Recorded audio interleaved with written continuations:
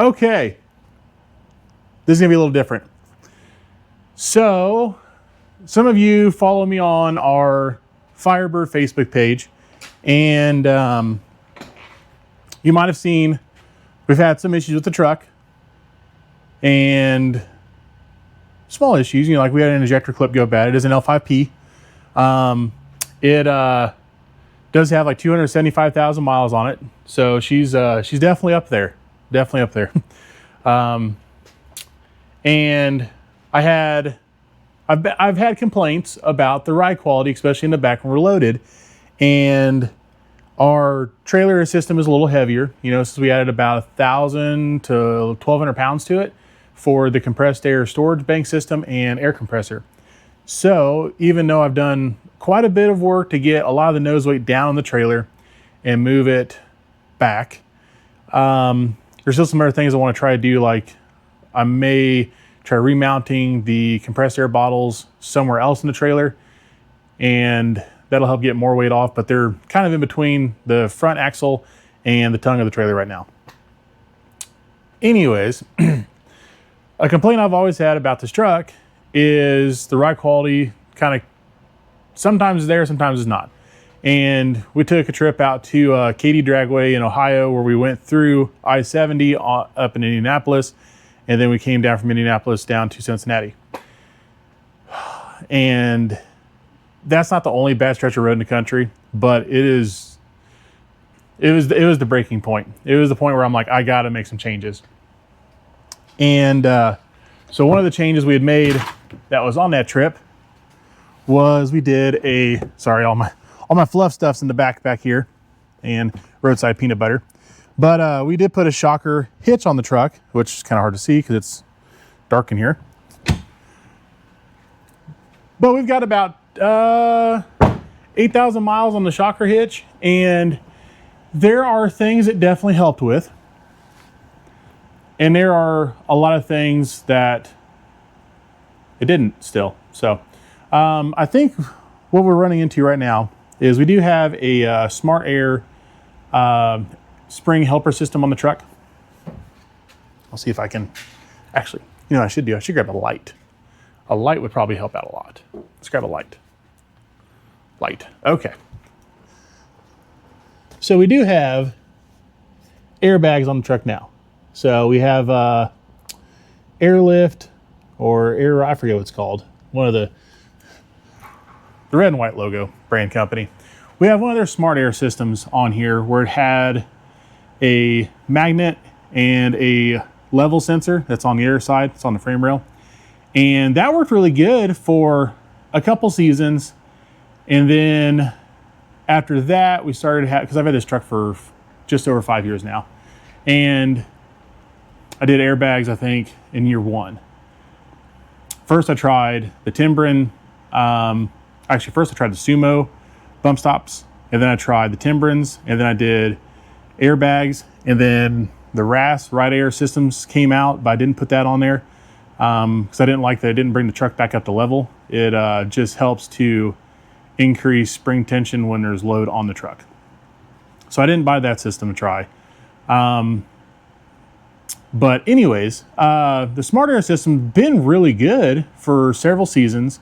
And then it seems like a couple times a year, the load leveling sensor would go kind of on the fritz, even when you clean the sensor up or clean the magnet up, stuff like that. And then out of nowhere, it'll start working again.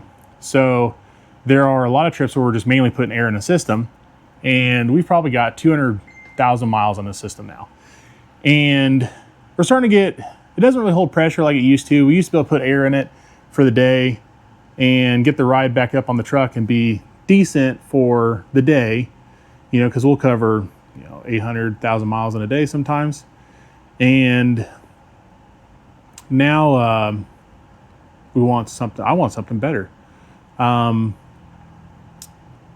I do think that this system with the internal bump stops on the bags decreases suspension travel in the back tremendously. So anytime we hit a bridge transition, which for those probably thinking in the back of your head, hey, tongue weight's too high. We did check that. We do have it down to like 1,500 pounds on the tongue weight. Still hefty, but we're within spec. So truck can do, I want to say this one handled 2,000 pounds on the tongue, something like that. So we are below that threshold. So we're within the operating range of the truck. We tried different shocks. We tried the Bilsteins, didn't like them. Factory Ranchos, pretty good. Rancho 9000 adjustables, been all over on the knobs. Didn't really like them that much. May try King or Fox. So I may try Fox after this. I may put in our set of stock Ranchos back on it, on the back with this next upgrade. But anyways, without further ado, I got 7 pretty good sized boxes. And I'll unbox these guys and we'll kind of talk about what's in the boxes. But what this is a Aeroleaf from Universal Air Systems out of California. And what it does is it actually removes the leaf spring from the truck. And then we're going to put in their Aeroleaf, which has 2 bags on it. And through cantilever leverage, one bag carries most of the weight and the second bag kind of goes into overload position. And we'll control air side to side with normal like 3-wire 0 to 5 volt reference sensors from AccuAir and their onboard air system that'll be on the truck with a reserve air tank and everything. So we'll have a couple preset level heights and we'll be able to drop the truck down. So I kind of like the look of a level truck, but I don't want to lift the front of the truck. So I would like to, be able to keep the truck leveled out, especially when I'm just doing my daily driving stuff. And when we put a trailer on it, I'll probably elevate the ride height some to keep, a little bit more suspension travel in the back. But it'd also be kind of neat to be able to try different angles of attack going down the highway for fuel mileage. Maybe we get in some of those windy situations, maybe it's worth a little bit to level out or bring the truck down, So not Carolina squat low, just lower. So without further ado, I'm gonna start opening some boxes. All right, I got my knife, I got my cutters. So we got 7 boxes from them, and wonder how taken apart this kit is. But this will kind of replicate what some guys have done when they do 4-links and airbags on their truck for towing purposes. But this is a bolt-in system instead of a weld-in system. So if I like it a lot and I end up, having something go wrong with this truck, get an accident, something like that, then I can take this off and move it on to our next GM truck.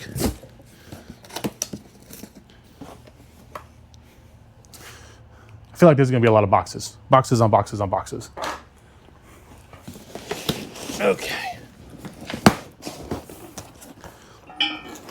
They do have the outside of the brown boxes labeled on what's in the box, but I didn't read that part yet. Okay. What's this one? This one is passenger center leaf assembly. Okay. How does it open? Looks like it opens that way.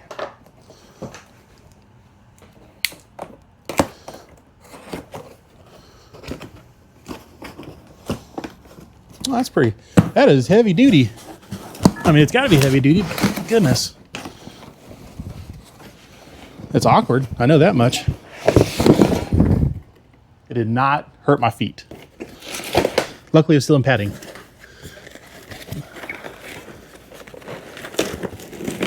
Oh, gosh.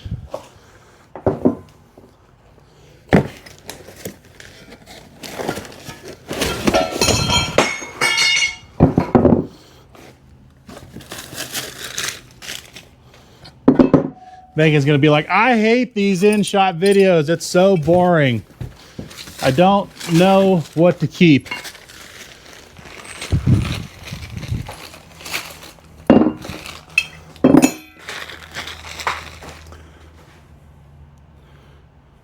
And sorry about that, babe. Luckily, our dumpster just got emptied because I'm going to make a lot of trash can filler. All right, let's see if we can get the whole passenger side assembly out first. Passenger side forward bar. All right, we're on to a good start. Second passenger side box. So that first box I just opened up, it's got the bracket that replaces or bolts over the leaf spring mount on the actual housing itself.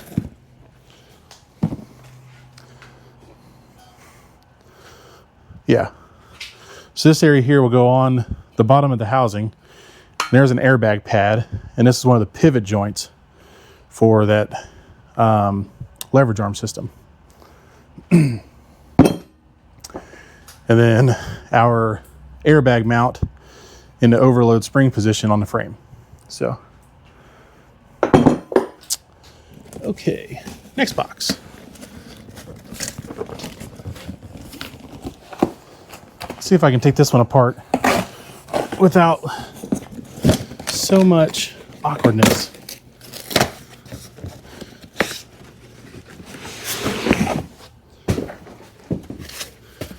Okay. Golly, these. God, it's stout.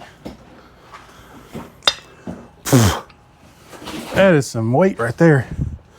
Okay, so this guy bolts into the front spring perch or front spring shackle mount area right there. So that goes on the frame. And then these two trailing arms will spread and they'll go in that housing bracket.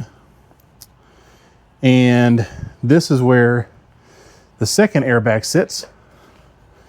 That's going to bolt to the overload area on the frame. All right.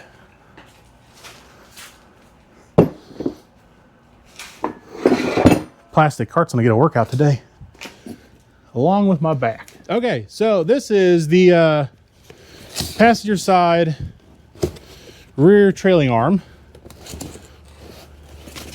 This will bolt into the rear factory shackle, and then this ginormous bearing assembly will come apart.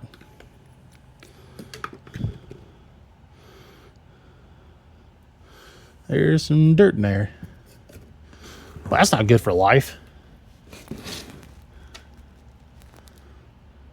Or is that the race? Let's see.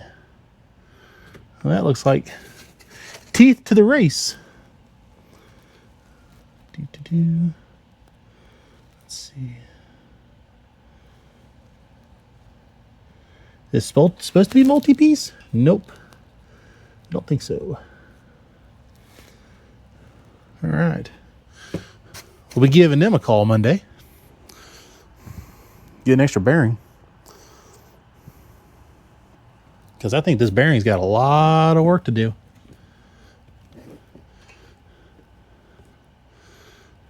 Let's see if that side comes apart. Well, I got a part number. It's a good start. What is going on? Why is that on there like that?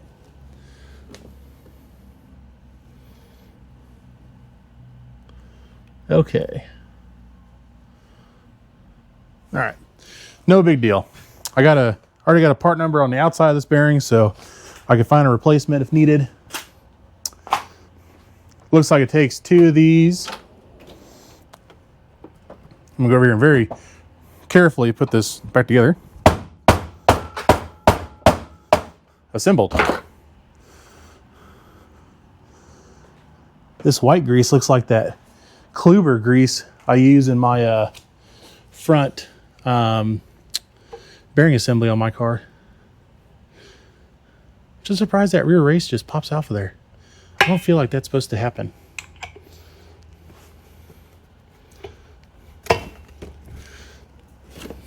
And this guy, it's not in there very good either. All right, the assembler. Grab the assembler.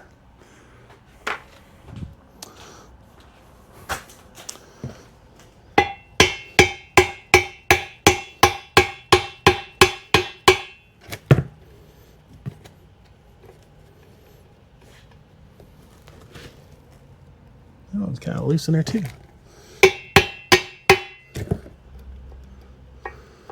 I don't know. That might be our weak point right there. Yeah, whatever.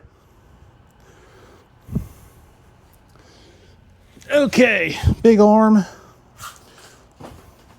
Looks like we lost some of the coating on the side of the arm there in transport. Whew. All right, I got a sweat.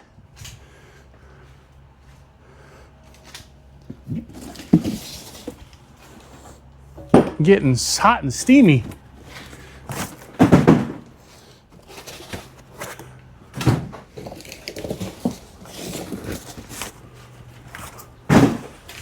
All right, and I am now throwing all this stuff in the bed of my truck.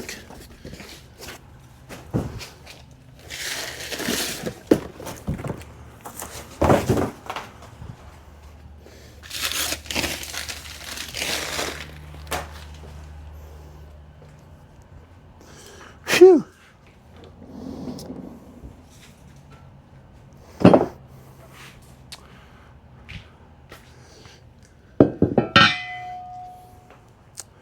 Actually, you know what I don't see? I don't think I have the air control system yet. Let's see what's in this last box.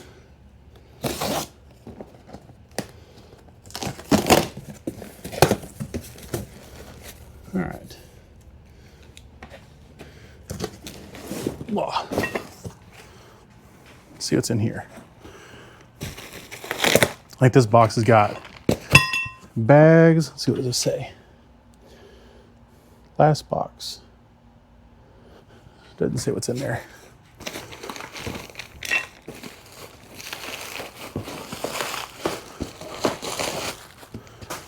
Okay, so this has got our 4 airbags in it. But what I don't have yet is I do not have the auto leveling yet.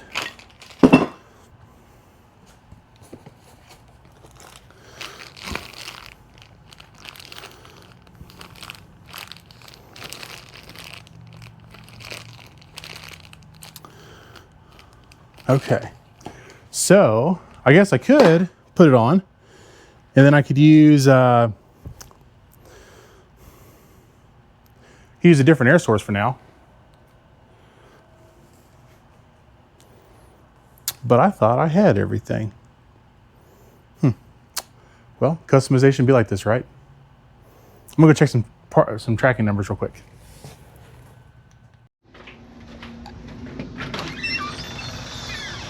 Okay, so we're going to continue our video on the rear suspension changeover on the pickup truck, which I did record, I thought, the install process, but apparently I turned the camera on and didn't hit the record button.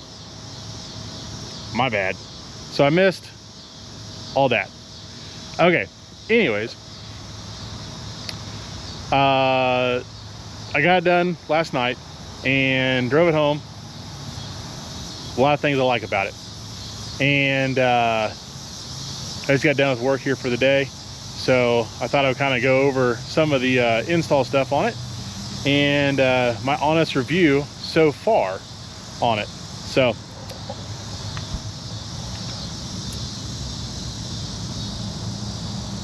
that's one of the upper spring bags, goes into overload position, and then this is the main bag. All right, so what this system does, goes in place the leaf spring, uses the rear shackle. You get this large upper arm that this bag pushes off of this new housing bracket on, and then it actually pivots on the front of the axle here. And then we have what looks like a ladder bar now that goes from the housing bracket up to the factory spring pocket on the front. So now, no more leaf spring in the back at all on the truck, just airbags. I'm looking around where I'm gonna strap this in. I had a couple requests to do a driving video from underneath so we can see how this thing works. Anyways, so what I've noticed so far is in these trucks, like when you go in and out of parking lots, you get a lot of rocking motion, kind of swings you back and forth. That is like 80% eliminated. Bridge transitions where you hit bumps and stuff, and especially there's a couple areas on my drive to and from work that are really rough. Like they usually would try to bottom the suspension out on the truck, which is one of the problems we had with the airbags when they were aired down all the way and we were just on spring pressure, the factory spring pressure, no load in the truck, no trailer, no load. And that's already tremendously better too. So I can feel the shock actually hit and then hold the truck down, and I can feel it return back up.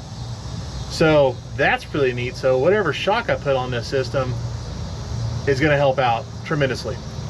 So I've got my Rancho 9000 XLs on it right now, which have an adjustable knob right here, so I can adjust compression. And I did have compression up a decent amount last night. Well, actually I've had compression up for a while because I was trying to prevent this bottoming out feeling I was getting when I hit transitions. But now that we have way more travel, which I don't have a bump stop in here right now, but I've got about 6 inches with my hand in here, and we're setting right about ride height right now. So I'll get a factory bump stop put back in here so we've got something to hit. But yeah, I've got a lot more travel now. So if you look at the shock, you know, we have a hand width up front and we got less than a hand width on the shock. Well, there was a dirt ring on this sucker about 2.5 to 3 inches tall before we put this new system on, and now it's already wiped that dirt ring off. So we're definitely using a lot more of the shock body. So we're definitely bottoming this thing out a lot. So that's probably what's been rough on us on all these trips. So now we're preventing that. Okay, well, I'm gonna try to find somewhere to mount this sucker underneath my truck to where it doesn't fall off, and let's see if we can watch how the system kind of works. All right, hopefully this works.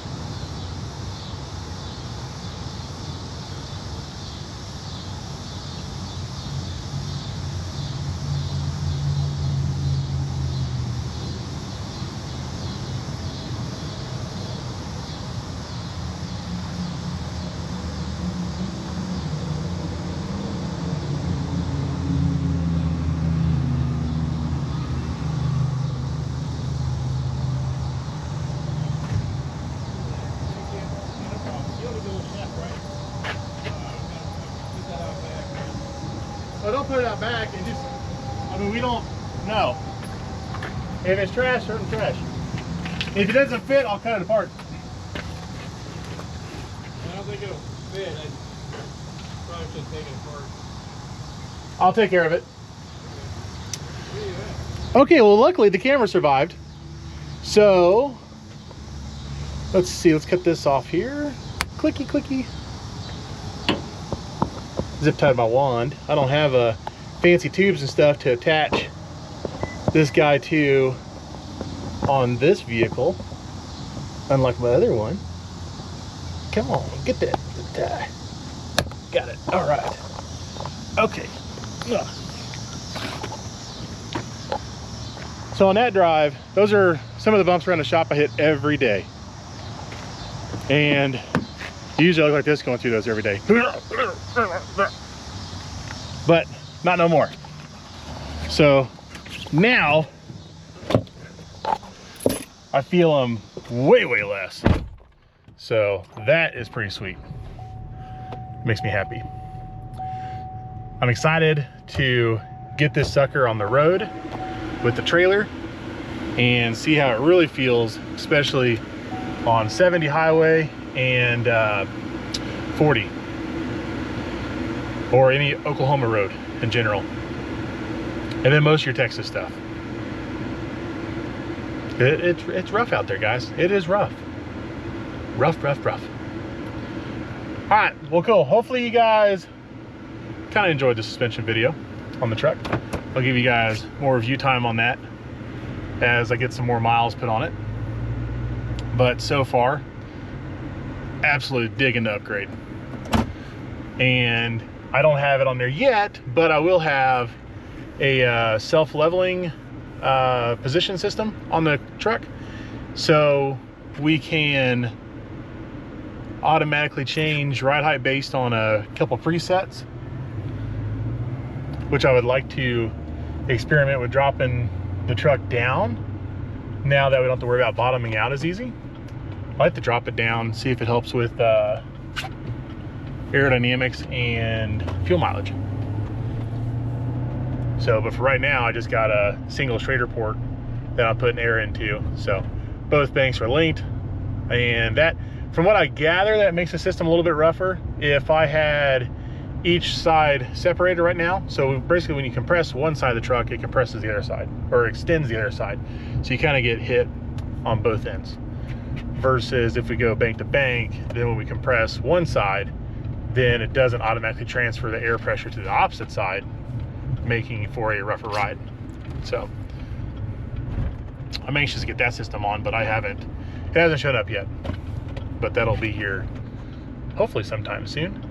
And then as we put fuel in the truck, or we put the trailer on it, it'll automatically go back to whatever my preset height is for that mode. So that'll be neat.